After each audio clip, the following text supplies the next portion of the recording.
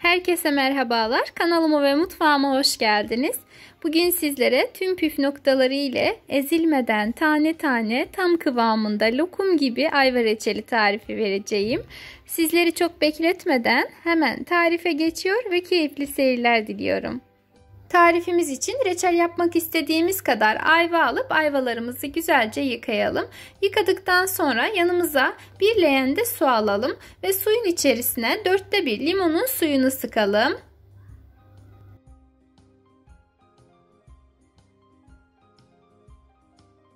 Ve hazır olan limonlu suyu bir kenara alalım. Geçelim ayvalarımızı doğramaya.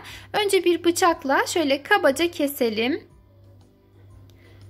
Daha sonra ise orta kısmında kalan beyazlıkları çıkartalım. Çünkü o kısımları bir tık daha sert olacaktır. Şimdi isterseniz bıçakla doğramaya devam edebilirsiniz. İsterseniz de eğer elinizde varsa şöyle bir zigzag doğrayıcıyla doğrayıp daha güzel bir görüntü elde edebilirsiniz.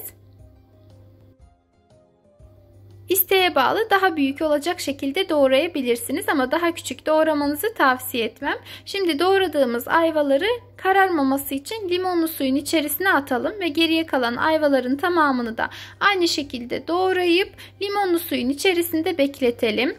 Bu arada ayva çok çabuk kararan bir meyve olduğundan siz bir diğerini doğrayana kadar ilk doğramış olduklarınızın rengi tamamen kararacaktır. Bu da daha sonrasında reçelinizin gereğinden daha fazla koyu renkli olmasına sebep olur. O yüzden de mutlaka suda bekletmenizi tavsiye ederim. Hepsini doğradıktan sonra şöyle süzgeci yukarıya doğru kaldırıp suyunun tamamen süzülmesini sağlıyorum.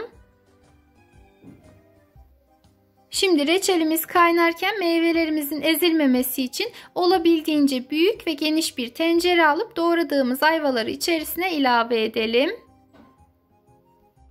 Üzerine ise her 1 kilogram doğranmış meyve için 300 mililitre su ekleyelim. 300 mililitre su herkesin evinde bulunan klasik 200 mililitrelik su bardağı ile 1,5 su bardağı suya denk gelir. Şimdi tencereyi ocağa alalım ve orta ateşte tencerenin kapağı kapalı bir şekilde ayvaların hafif yumuşayıp renginin tamamen değişmesini bekleyelim. Pişme süresi kullandığınız ayvanın cinsine göre değişebilir. O yüzden mutlaka kontrollü davranmanızı tavsiye ederim. Özellikle de ekmek ayva denilen ayva cinsindense çok çabuk pişecektir. En fazla 4-5 dakika kadar pişirmenizi tavsiye ederim. Daha fazlası meyvelerinizin tamamen ezilmesine sebep olabilir. Şöyle bir karıştırdım. Diğer tarafının da renginin değişmesini bekledim. Tekrardan kapağını kapatıyorum ve 2 dakika kadar bu şekilde daha pişirdim. Benim kullandığım ayvalar da oldukça yumuşaktı. O yüzden çok fazla pişirmedim. Dikkatli bir şekilde spatula ile karıştırıyorum ki meyvelerim ezilmesin. Şimdi sıra geldi şeker ilavesine. Kullandığımız her 1 kilogram meyve için 1 kilogram da şeker ilavesi yapalım.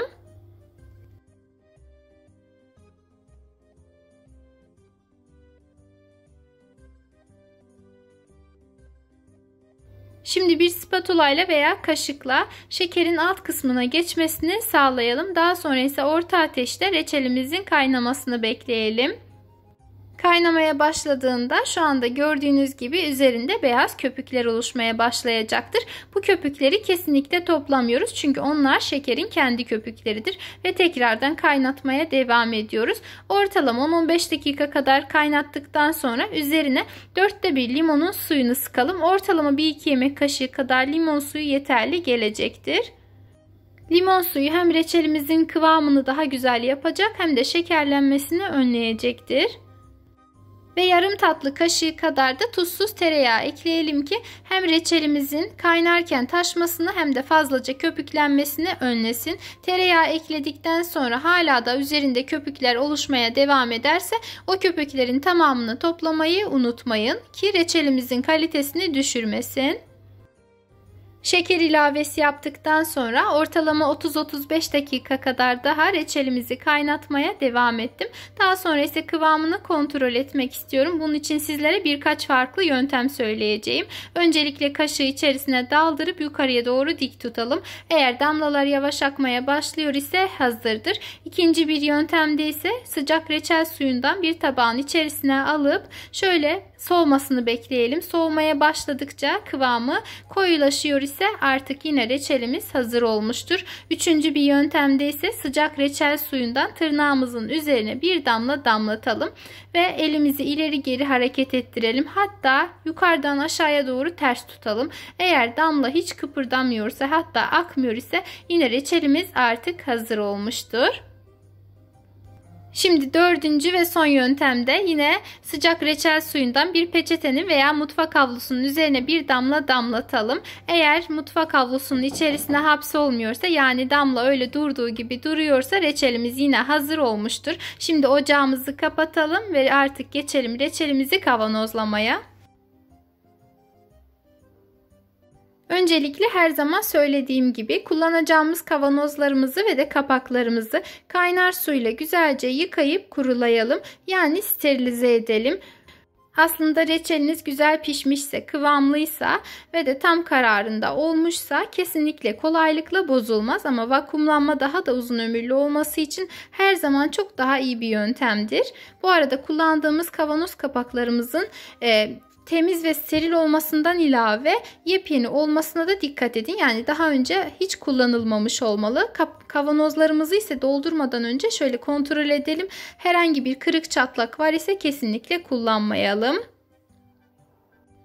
Bu arada reçelimiz de mutlaka sıcak olmalı ki kavanozlarımız kolaylıkla vakumlanabilsinler. Tarifimi buraya kadar izleyen çok değerli izleyicilerim, beni her nereden takip ediyor iseniz yorum kısmında bulunduğunuz ili, ilçeyi veya ülkeyi belirtirseniz çok sevinirim.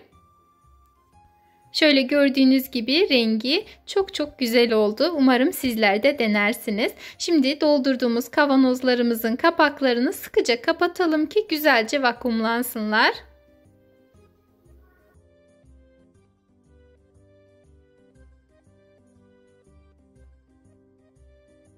Ve tam kıvamında tane tane lokum gibi ayva reçeli yapmanın tüm püf noktalarını sizlere anlattım. Umarım tarifimi denersiniz. Eğer beğendiyseniz bana destek olmak adına videomu beğenebilir, emoji dahi olsa yorum bırakabilir. Hatta aşağıdaki paylaş butonuna tıklayarak ister sosyal medya hesaplarınızda, isterseniz de WhatsApp hesabınızda tarifimi sevdikleriniz ve ailenizle paylaşabilirsiniz.